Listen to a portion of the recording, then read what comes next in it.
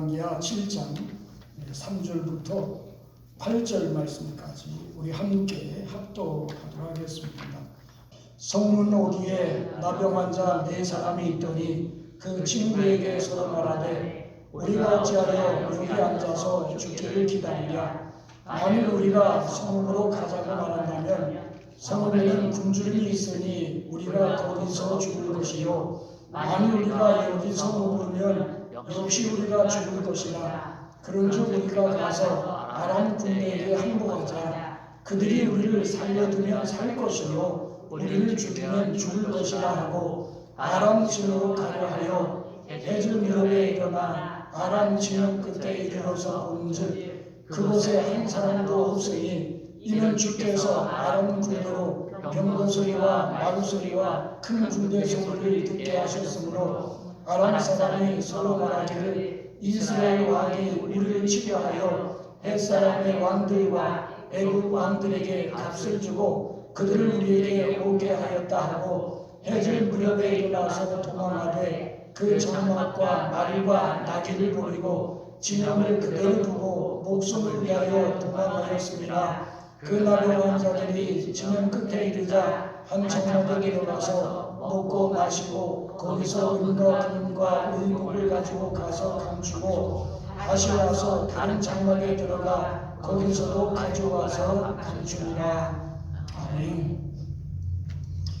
우리가 인생을 살아가거나 신앙생활을 할 때 개인적으로나 가정적으로나 교회적으로 위기를 만날 수 있습니다. 좀 전에 합독한 우리 열왕기하 7장 3절에서 8절 말씀까지 보면 북왕국 이스라엘 수도인 사마리아 성에 위기가 찾아온 사건에 대해 기록된 것입니다. 이제 이 아람 왕, 아람은 이제 시리아를 가리키죠. 오늘날 시리아입니다만 이 수리아, 성경에 수리아로도 나옵니다. 이 아람 왕 베나닷이 전군을 이끌고 내려와서 이제 사마리아 성을 포위했습니다. 이 사마리아 성은 지형적으로 볼 때 자체적으로 생산되는 생필품은 그렇게 흔하지 않습니다. 그렇기 때문에 모든 것을 외부에서 반입해야 먹고 살 수가 있는데 이 아람 군대가 사마리아 성을 포위하니까 외부에서 들어오는 모든 물자가 차단되고 공급되지 않았어요. 그러다 보니까 이 사마리아 성에는 자연적으로 어려움이 발생될 수밖에 없었던 것입니다. 그래서 이제 열왕기하 6장 20절에 보면 이 아람 군대에 에워싸인 사마리아 성이 크게 줄여서 나귀머리 하나에 은 80세겔이요 비둘기똥 4분의 1갑에 은 5세겔이라고 기록되어 있습니다. 이제 율법에 따르면 이 나귀는 부정한 동물이기 때문에 선민 이스라엘로서는 먹을 수 없는 짐승이었습니다. 또 이방 나라 사람들은 나귀 고기를 먹는다 할지라도 나귀 머리에는 살이 있습니까? 없습니까? 나귀 머리에는 먹을 것이 없어요. 그러니까 값이 제일 싼 것이 나귀 머리입니다. 근데 이 나귀 머리 하나에 은 80세겔이 같다는 거예요. 우리가 성경에 보면 한 세겔은 일반 노동자 4일 품값입니다. 그러니까 80세겔이면 일반 노동자가 320일, 그러니까 거의 1년 동안 벌어 모아야만 나귀머리 하나 살 수 있는 그 지경으로 물가가 폭등했다고 하는 겁니다. 그 다음에 이 개혁성경에는 합분태로 번역이 되어 있고 지금 우리가 사용하고 있는 개혁개정에는 비둘기 똥으로 번역이 되어 있는데 역사적으로 보면 독일의 나치 정권 하에서 이제 이 사람이 똥을 변을 먹고 생존한 그러한 그 자료들도 있다고 합니다. 그러니까 사람이 극한 상황에 이제 부딪히게 되면 비둘기 똥, 그 똥 속에 뭡니까? 다 소화되지 않는 그런 곡식들을 사람이 먹을 수가 있는 거죠. 그게 뭡니까? 5세겔이면 노동자가 20일, 20알을 벌어야 그 비둘기 똥 2분의 1리터를 살 수 있어요. 이 상황을 볼 때 그 당시 이 사마리아 성 안에 물가가 얼마나 폭등했는가를 우리가 짐작할 수 있습니다. 이 상황이 급증되자 이제 비극적인 사건이 사마리아 성 내에서 벌어집니다.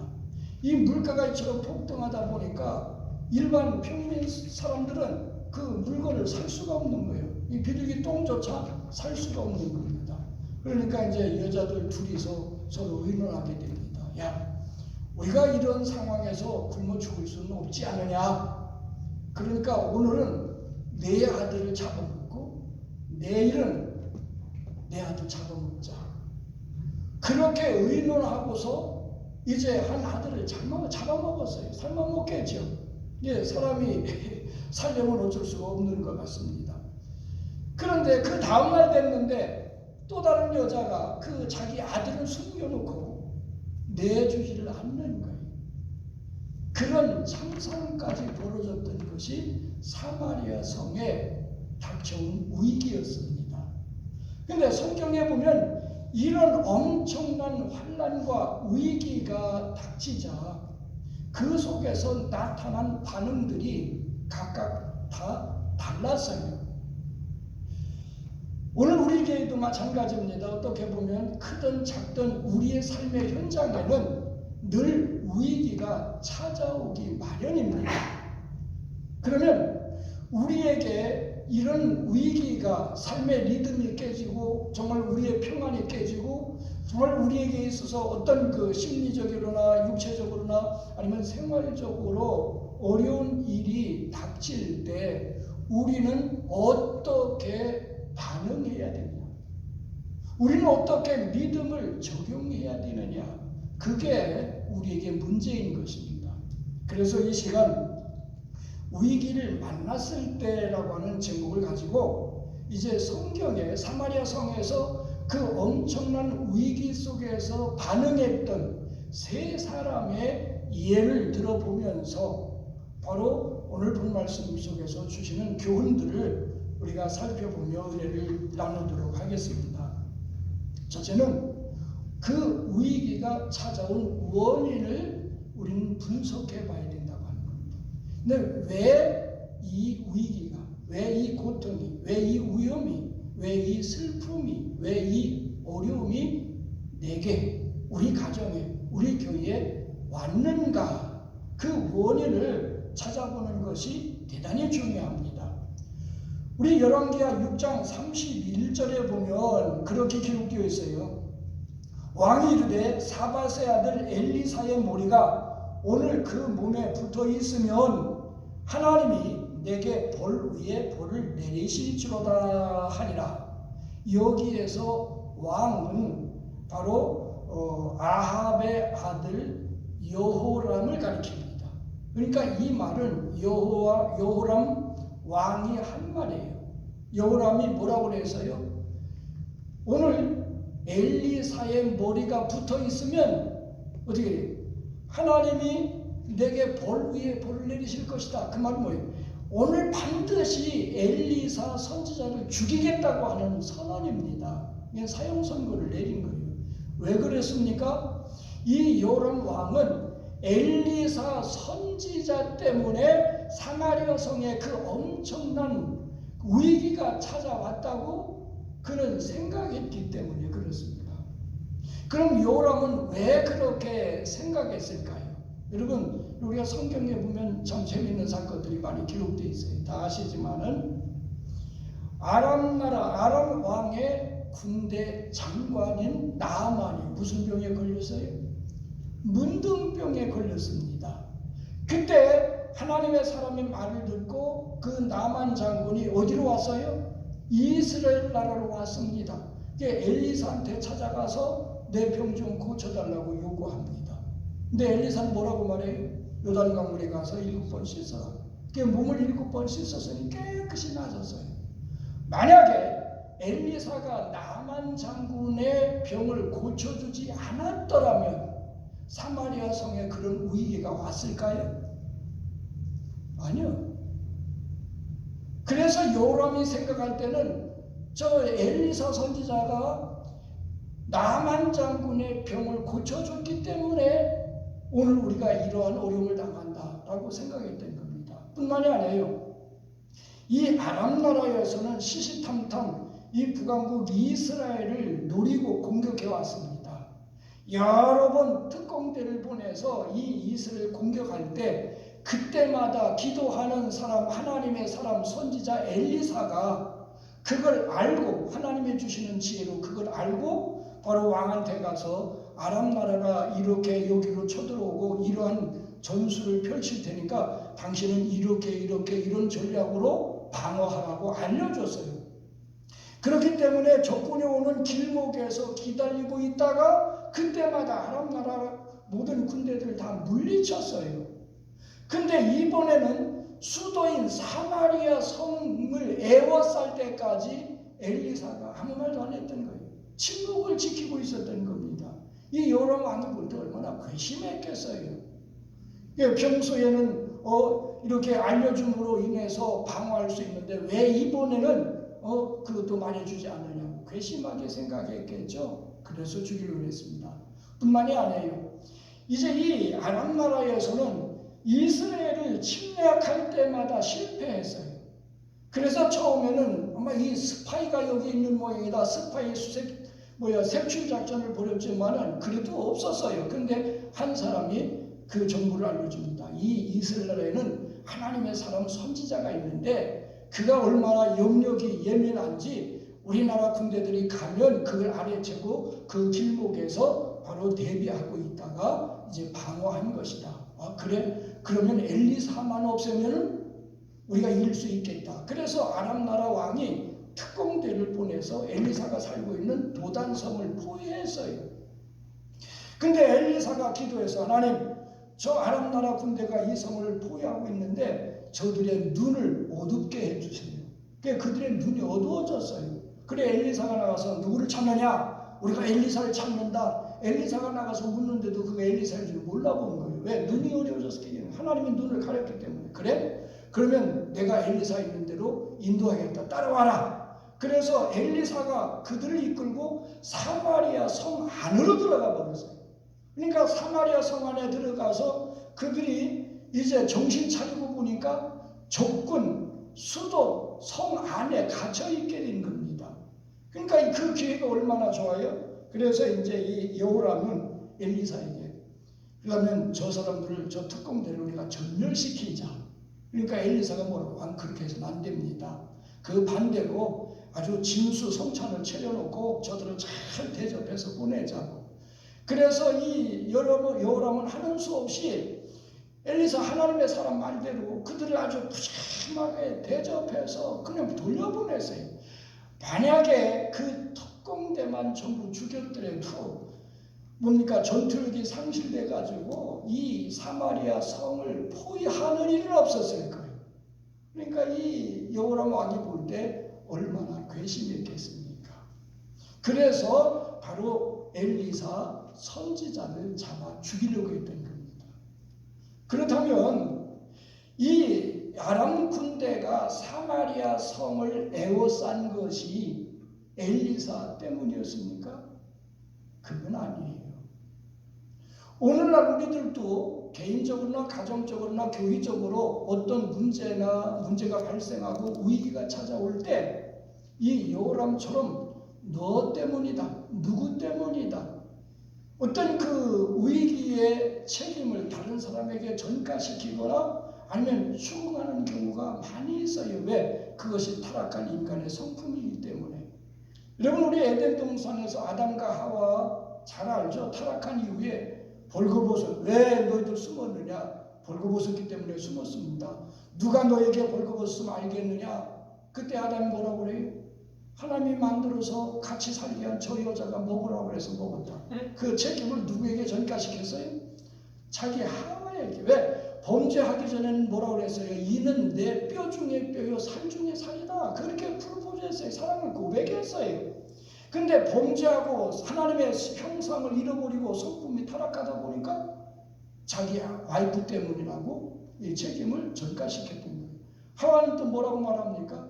저 뱀이 와서 꾀서 먹었다고. 뱀한테도 책임을 전가시키는, 이게 타락한 성품이에요. 그러나 믿음의 사람은 그렇게 해서는 안 됩니다. 어떤 위기가 왔을 때 그 위기의 원인을 분명히 찾아야 돼요. 오늘 성경 말씀에 보면 바로 베네닷이 이제 군사를 이끌고 사마리아에 와서 그 사마리를 에워쌌다고 그랬는데, 이 에워쌌다고 하는 히브리 표현은 가두다, 둘러싸다, 포위하다라고 하는 뜻입니다. 그러니까 성경에 보면요, 이렇게 성이 에워싸임을 당하고 위기를 만나서 자식까지 잡아먹게 될 것을 성경은 말씀해주고 있어요. 그게 어디냐? 신명기 28장 15절과 53절에 보면 기록되어 있어요. 신명기는 뭡니까? 이스라엘 백성들이 가나안 땅에 들어가기 전에 모세가 모압 평지에서 율법을 해석해서 바로 이스라엘 백성들을 가르치며 교훈했던 것이 신명기예요. 그러니까 가나안 땅에 들어가기 전에 이미 하나님께서 그들에게 경고하신 말씀이 있는데, 그 말씀이 어떤 말씀이냐?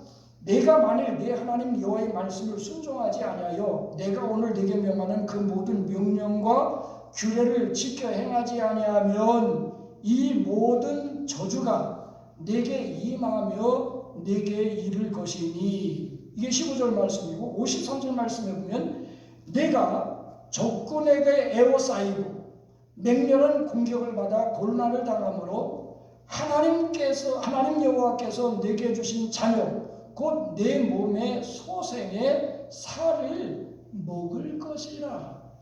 그렇게 기록되어 있습니다. 이게 하나님의 말씀을 저버리고 우상을 섬기는 사람에게 이 말 저주에 대해서 이미 오래전에 말씀해 주셨는데, 바로 북왕국 이스라엘이 그렇게 됐기 때문에 그런 저주가 임했던 겁니다. 그러면 우리 북왕국 이스라엘의 역사는 어떻습니까? BC 930년 솔로몬 왕이 죽자 120년 동안 통일 왕국을 이루었던 이스라엘이 남북으로 갈라지게 됩니다. 남쪽에는 솔로몬의 아들 르호보암이 유다와 베냐민 지파 두 지파를 규합해서 남왕조를 이루고 다윗 왕조가 이어가는 겁니다. 이제 북쪽에는 솔로몬의 충신이었던, 아마 이 중요한 신하였던 여로보암이 반역을 일으킨 거죠. 10지파를 규합해가지고 북왕국을 세웁니다. 그런데 이 여로보암은 어떤 짓을 했느냐? 바로 단과 베델에 신전을 세우고 금송아지를 만들어 세운 후에 이것이 우리를 이집트에서 인도해낸 신이다, 그걸 하나님이라고 선포해버렸어요. 그리고 레위인이 아닌 그 다른 평민을 제사장으로 임명해서 세우고 8월 15일을 절기라고 정해놓고 그날 분향하도록 그렇게 했습니다. 이렇게 북왕국 이스라엘은 우상 숭배로 시작되었어요. 그러다가 7대 왕이죠, 바로 아합 시대에 이르러서 그 우상 숭배가 절정을 이루게 됩니다. 이세벨 때문에 그렇겠죠. 그때 하나님께서 바로 엘리야를 통해서 이 아합의 집에 심판할 것을 경고하시는데, 내 가문에 남자들은 씨가 마를 것이다. 그가 그 집안에 아합의 집에 내려진 하나님의 심판이었어요. 저주였어요. 그 말대로 아합이 죽고 그 다음에 그의 아들 아하시야가 왕이 됐는데 난간에서 떨어져 병들어가지고 2년 만에 죽었어요. 그리고 나서 그 형 대신 왕이 된 것이 여호람입니다. 그러니까 본문에서 말하고 있는 이 왕은 아합의 둘째 아들인 여호람이 통치할 때 바로 일어난 사건이에요. 그러니까 사마리아 성에 왜 이 위기가 찾아왔어요? 그들이 하나님을 저버리고 말씀을 거역하며 우상 숭배에 빠졌기 때문에 그 위기가 찾아왔던 겁니다. 그렇다면 그들이 정말 왜 이런 위기가 찾아왔는가, 그 원인을 찾아 니느웨 성 사람처럼, 니느웨 성은 선민이 아니었어요. 이방 사람, 이방 나라였어요. 택함받지 못한 나라요 도시였지만은 망할 것이라고 하는, 하나님의 심판이 임할 것이라고 하는 경고의 메시지를 듣고 그들은 40일 동안 금식하며 회개했어요. 그래서 구원함을 받았어요. 그런데 이 사마리아 성은 그 엄청난 위기 가운데서도 그들은 회개하지 않았어요. 물론 하나님의 은혜로 위기는 모면했지만은 그 결과 어떻게 됐느냐? 바로 여호람에 의해서 세워진 북왕국 이스라엘은 바로 210년 만에, 그러니까 BC 722년이죠. 바로 아수르, 북쪽에 있는 아수르 셀르몬 헤세에 의해서, 아니 사르곤 2세에 의해서 결국은 3년 동안 아람 나라가 사마리아 성을 포위했던 것처럼 이 사르곤 2세가 쳐들어와 가지고 3년 동안이나 그 성을 포위하고 결국은 함락시켰습니다. 그러니까 BC 722년에 북왕국 이스라엘은 완전히 망했고, 또 이 사르곤 2세가 사용한 정책은 민족 말살 정책을 썼기 때문에 그들을 뿔뿔이 흩어놓고 이방인들과 강제로 혼인하도록 만들어서 그 10지파는 영원히 예루살렘에 돌아오지 못하고 흩어져 사라졌습니다. 그것이 회개하지 않은, 위기 가운데서 회개하지 않은 결과라고 볼 수 있습니다. 물론 우리의 삶 속에 이런 어려움과 위기나 슬픔이나 고통이 찾아오는 것은 꼭 우리가 하나님 앞에 잘못하고 말씀을 불순종하고 죄를 졌기 때문에 오는 것은 아니에요. 또 다른 경우도 있습니다. 어떤 경우냐? 조금 이따도 말씀드리겠습니다만은 오병 이후에 예수님께서 제자들을 배에 태워 건너편으로 보내십니다. 제자들은 예수님 말씀에 순종하고 가다가 밤중에 풍랑을 만나 고통을 당하게 됐어요. 그러니까 그들이 배 안에서 위기를 만난 겁니다. 그들이 왜 위기를 만났습니까? 뭐 잘못한 게 있어요? 죄를 졌나요? 아니에요. 이 갈릴리 호수는 지형적으로 갑자기 언제나 돌풍이 불게 되어 있습니다. 왜? 북쪽에는 높은 헬몬산, 얼음산이 있죠. 그리고 이 갈릴리 이 호수는 바로 헬몬산에 발원해서 흐르는 물이 이제 고인 곳이 갈릴리 호수고, 그 물이 사해로 내려가는데 사해는 어떻게 됩니까? 해저 400m 아래에 있습니다. 그게 사해죠. 그렇기 때문에 그 깊은 계곡이고 그 다음에 흘러가는 물이 계곡이에요. 그러니까 높은 그 위에서 헬몬산에서 찬바람이 불고 사막 지역이니까 더운 바람이 이제 휘몰아치면서 계곡 쪽으로 내려가다 보니까 이 갈릴리 호수는 언제나 돌풍이 불게 돼 있어요. 저도 3번 그곳에 가서 배를 타고 이렇게 건너편으로 가보곤 했습니다만은 갈 때마다 일기가 달라요. 이게 상황이 그렇게 변하더라고요. 그게 갈리고 조그만데도 그런 그 변화가 있어요. 마찬가지로 우리가 살아가고 있는 이 세상이 갈릴리 호수와 같아서 왜 그렇습니까? 바로 공중 권세 잡은 사탄이 역사하고 있기 때문에, 사탄이 역사할 뿐만 아니라 이 세상 살아가 이 세상에 있는 모든 것들이 불완전해요. 그렇죠?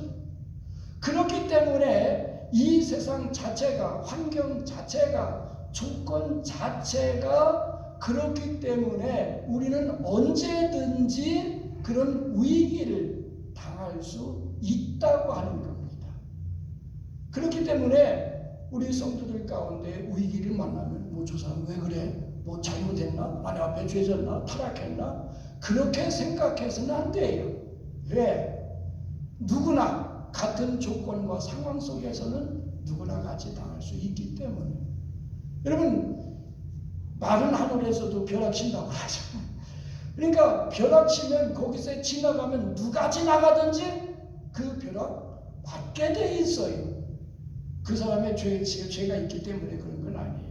그러니까 우리가 살아가는 이 세상 자체가 불안하기 때문에, 그리고 사탄이 역사하기 때문에 그런 위기를 우리가 만날 수 있다고 하는 것이고, 또 한 측면에서는 하나님의 특별한 섭리가 있어요. 여러분, 지난 수요일에 공부했습니다만 스데반 집사님은 믿음과 은혜와 성령과 지혜가 충만한 사람이었어요. 공회 앞에 섰을 때 사람들이 보니까 그의 얼굴이 천사의 얼굴같이 빛났어요. 어떻게 보면 예루살렘 교회의 보석 중에 보석, 아주 귀한 아주 성도였어요. 7 집사 중에 뛰어난 인물이었어요. 사도들처럼 기적과 표적을, 기사와 표적을 민간에 행했던 능력의 사람이었어요. 그런데 왜 돌에 맞아 죽었나요? 왜 예루살렘 교회에 그런 위기를 만났나요? 위기가 찾아왔나요? 그것은 수요일날 말씀드렸죠. 그 교회가 그렇게 급성장하고 있었지만은 예루살렘 교회는 예수님이 성령이 임하면 너희가 권능을 받고 예루살렘과 온 유대와 사마리아와 땅끝까지 이르는 내 증리들이라고 말씀하셨는데, 이 처음에 예루살렘 교회는 그 예루살렘을 뛰어넘지 못했어요. 이 집 저 집 다니면서 떡을 떼며 교제했고, 그저 있는 사람들은 재산을 팔아서 사도들 발 앞에 두었고, 사도들은 필요에 따라 나눠줌으로 인해서 교회 안에서는 핍절한 사람, 가난한 사람이 없었어요. 그러니까 내적으로는 유무상통하며 사랑이 뜨거웠지만은 교회 밖으로, 유대 밖으로, 예루살렘 밖으로 복음을 전가하지 못했다는 거예요. 그래서 하나님은 스데반 집사님 순교당하는 그 위기를 통해서 예루살렘 교인들을 뿔뿔이 흩어졌어요. 그러니까 12사도만 예루살렘 남고 다 흩어졌어요. 근데 중요한 것은 흩어진 사람들이 흩어진 곳에서 복음을 전하기 시작했어요. 그래서 세워진 것이 안디옥 교회죠. 이런 특별한 하나님의 섭리가 있을 때 또 위기를 겪을 수도 있다고 하는 겁니다. 그러므로 중요한 것은 우리에게 어떤 문제가, 고통이, 갈등이, 어려움이 찾아올 때 그 원인을 찾아봐야 돼. 이게 왜 왔는가? 혹시 내가 하나님 앞에 잘못한 게 있나? 말씀 불순종한 거 있나? 내가 하나님보다 더 사랑한 게 있나? 그거 찾아봐서 그런 거 있으면 그걸 회개하면 돼요. 고치면 돼요. 그러면 그 위기가 물러가요. 그 다음에 어떻게 됩니까? 이 세상 자체가 불안하고 불안정하기 때문에 당하는 거라면 그저 참고 견디면 때가 되면 하나님이 오히려 전화위복의 역사를 우리에게 허락해 주셔요. 그리고 하나님의 뜻이 계시다면 그 뜻을 이루어 드리면 되는 겁니다. 그러면 위기가 축복으로 바뀌게 되어지는 겁니다. 그러므로 여러분 삶의 현장에 개인적으로나 가정적으로나 교회적으로 어떤 어려움이 올 때 기도하면서 우리가 하나님의 뜻을 찾고 원인을 분석해서 믿음으로 대처해 나가시기를 주님의 이름으로 축원드립니다. 그 다음에 바로 하나님의 음성에 귀를 기울여야 된다고 합니다. 왜냐하면 가장 중요한 것은 어떤 상황에서든지 마찬가지입니다. 큰 위기든 작은 위기든, 위기 안에서든 위기 밖에서든 우리의 인생의 전 영역에서 가장 중요한 것은 순간순간마다 사건마다 하나님의 뜻이 뭐냐, 하나님의 선하시고 온전하시고 기뻐하신 뜻이 뭐냐, 분별해서 그 뜻을 이루어 드리는 것, 그게 가장 중요한 겁니다. 오늘 본 말씀에 보면 열왕기하 7장 1절입니다. 엘리사가 이르되 여호와의 말씀을 들을지어다. 여호와께서 이르시되 내일 이맘때에 사마리아 성문에서 고운 밀가루 한 스가에 한 세겔로 매매하고 보리 두 스가에 한 세겔로 매매하리라. 이렇게 기록되어 있습니다. 이 말은 엘리사 선지자가 한 말입니다. 엘리사 선지자는 이 사마리아 성에 찾아온 그 엄청난 위기 가운데서 먼저 자신이 하나님의 음성을 들었어요. 또 하나님의 뜻이 무언가를 깨달았어요. 그리고 그 뜻을 지금 위기 가운데서 절망하고 있는, 고통당하고 있는 사마리아 성 사람들에게 전하고 있는 겁니다. 그게 하나님의 사람입니다. 그게 믿음의 사람입니다. 따라서 오늘 우리들도 어떤 위기가 찾아올 때 기도하고 말씀 읽고 묵상하는 가운데 거기에서 하나님의 음성을 듣고 하나님의 말씀을 우리가 분별하고 그 하나님의 뜻을 찾는 것 대단히 중요합니다. 우리가 사도행전 27장에 보면요, 이제 사도 바울이 가이사에게 상소를 합니다.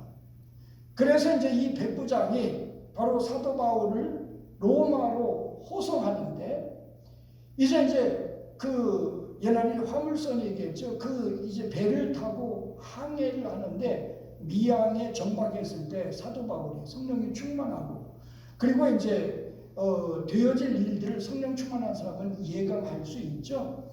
그래서 이제 말합니다. 백부장한테 이번 항해는 이 모든 화물들, 이 물건들, 그리고 배가 손상될 뿐만 아니라 우리의 생명까지 위협을 당할 수 있으니까 여기에서 겨울을 나고 가자. 그렇게 제안합니다. 근데 이 백부장은 사도 바울은 죄수 아니에요. 그리고 배에 대해서, 항해에 대해서 전혀 경험이 없는 사람이에요. 그래서 바로 이 사도 바울의 말보다는 선주와 그리고 뭡니까? 이 선장의 말을 믿고 그냥 항해를 떠났어요. 근데 가다가 어떻게 됩니까? 유라굴로라고 하는 큰 광풍을 만나서 이제 이게 배를 조정할 수가 없게 되는 거예요. 그냥 떠내려가는 거죠. 표류하는 거죠. 그러다가도 안 되니까 배 안에 있는 모든 물건, 그리고 배 그 항해하는 데 필요한 모든 기구들을 다 버렸습니다. 그러니까 모든 걸 다 버렸죠. 그리고 얼마나 이게 캄캄한지 낮에 해도 안 보이고 밤에 별도 안 보여요. 며칠 동안 그런 겁니다. 캄캄한 구름 속에서, 그 광풍 속에서 헤매고 있는 것이죠. 고통당하고 있는 거죠.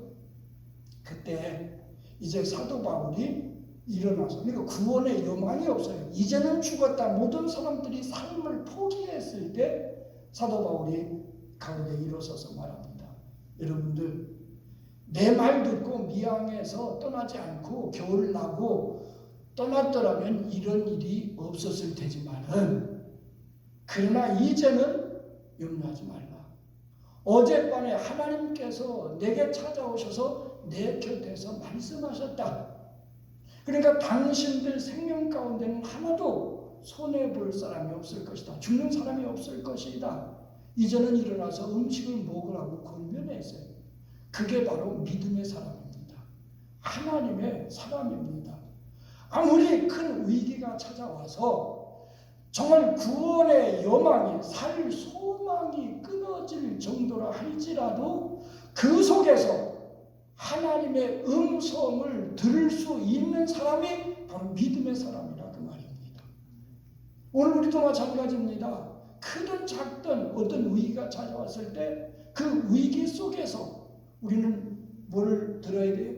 하나님의 음성을 듣고, 그리고 위기를 만나 고통 중에 절망하고 있는 그들에게 소망을 주고 격려하고 위로할 수 있는 사람이 돼야지, 조그만 위기 가운데서도 절망하고 근심하고 낙심하면서 나 죽겠네 하면 그 믿음이 아니라고 하는 것입니다.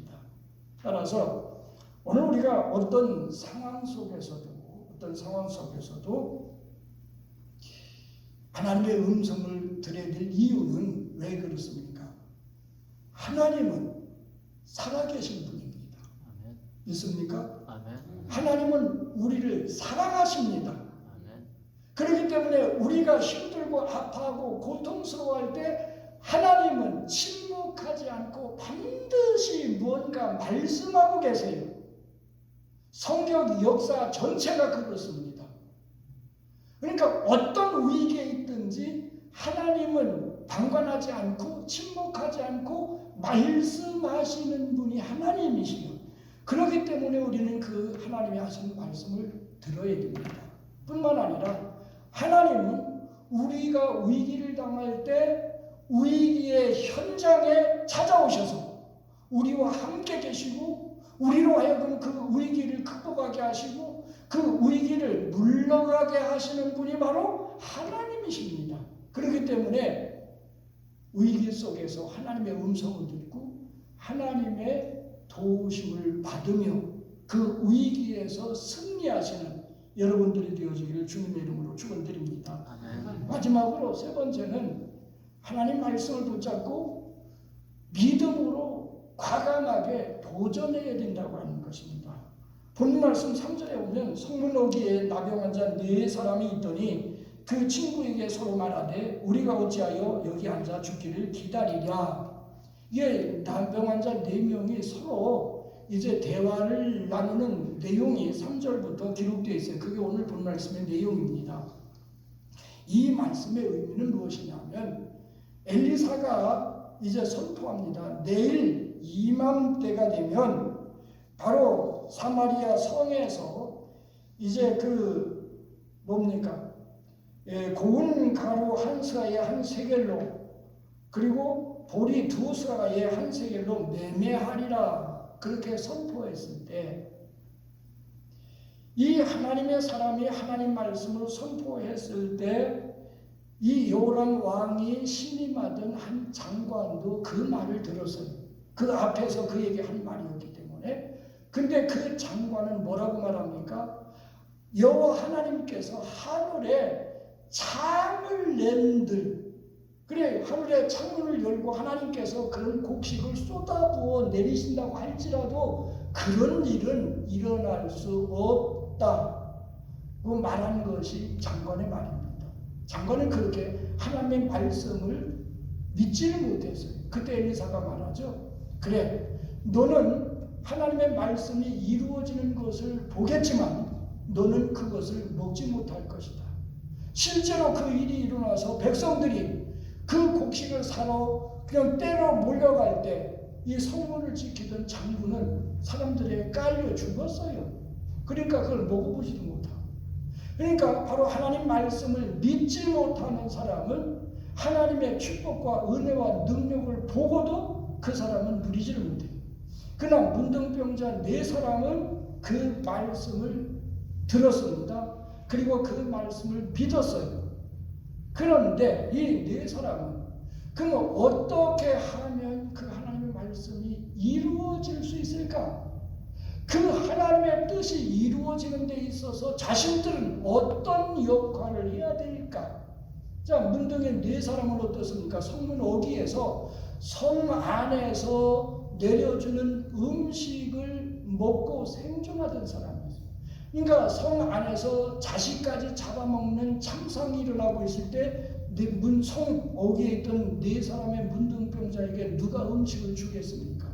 그러니까 성 안에 들어가도 굶어 죽는 판이고 또 그 자리에 앉아 있어도 죽을 건 뻔하고 그렇다면 어떻게 돼요? 앞으로 가는 길밖에 없는데 앞에는 누가 있어요? 아람 군대가 포위하고 있기 때문에 앞으로 가도 죽을 건 뻔한데 그러나 이 4사람의 문둥병자는 죽더라도 아람 군인들이 우리를 살려두면 살 것이고 죽으면 죽자. 그 방법밖에 더 있냐. 그 말은 뭐예요? 하나님이 우리를 죽이시면 죽는 거고 하나님이 살려주시면 그건 하나님의 은혜다. 우리에게 하나님의 방법이 그 방법밖에 없으면 우리가 그 뜻에 순종하자 하고 그는 아람 진영을 향해서 옮겨가기 시작했습니다. 하나님의 역사는 그때 시작됐습니다. 믿음의 사람이 하나님 말씀을 듣고 하나님 말씀에 순종할 때 하나님이 역사하셨어요. 어떻게 역사하셨습니까? 바로 아람 군대에게 큰 병거와 말굽 소리가 들려지게 했던 겁니다. 여러분, 문둥병은 어떠세요? 이 뼈가 또 살이 곪고 뼈가 문드러지고 그것이 나병이죠. 여러분, 네 사람이 이 나병에 걸려서 이 발이 온전했겠냐 그 말이에요. 그들이 걸음걸이가 씩씩하겠어요? 쩔뚝거리거나 아니면 발이 다 썩어 문드러져 가지고 이제 발자국도 남지 않는 그런 어설픈 발자국이 있을 겁니다. 그러나 하나님의 역사는 바로 아람 군대에게 큰 병거와 마병 소리로 들리게 했다고 하는 거예요. 그게 하나님의 역사입니다. 그러니까 우리가 하나님 말씀을 듣고 믿고 그 말씀을 순종하는 우리의 순종이 이 나병 환자들처럼 미약하고 온전치 못하지만은 그러나 믿음으로 순종하고 앞으로 나아갈 때 우리 길을 헤치고 믿음으로 나아갈 때 그때 하나님께서 역사하셔서 자, 4명의 문둥병자들은 평소에 보지도 못했던 은근보화를 그들은 소유하게 됐고 맛보지 못했던 음식을 먹을 수 있었고 성 안에 굶주려 죽는 판국에 자신들은 실컷 먹고 남는 그런 은혜와 축복을 누렸던 거예요. 왜? 믿음으로 도전했기 때문에 그렇습니다. 결론적으로 말씀을 드립니다. 우리 인생 또 우리의 삶 속에 신앙의 현장 가운데는 크고 작든 많은 위기들이 찾아오기 마련입니다. 그때 우리는 왜 그것이 왔는가 원인을 분석하는가 그것도 믿음의 눈으로 바라보면서 기도하면서 그때 반드시 하나님은 말씀하시고 우리에게 깨닫게 해주시고 우리에게 보여주시는 것이 있습니다. 그러면 그것을 믿고 순종해 나갈 때 일은 누가 하셔요? 하나님이 하셔요. 문제를 누가 해결하셔요? 하나님이 해결하셔요. 위기를 누가 물리치셔요? 하나님이 물리치셔요. 그것이 신앙의 원리입니다. 그것이 믿음입니다. 앞으로 여러분의 삶 속에 위기가 찾아올 때 이 4사람의 문둥병자처럼 믿음으로 도전해서 믿음의 역사를 일구어 나가시기를 주님의 이름으로 축원드립니다. 기도드리겠습니다.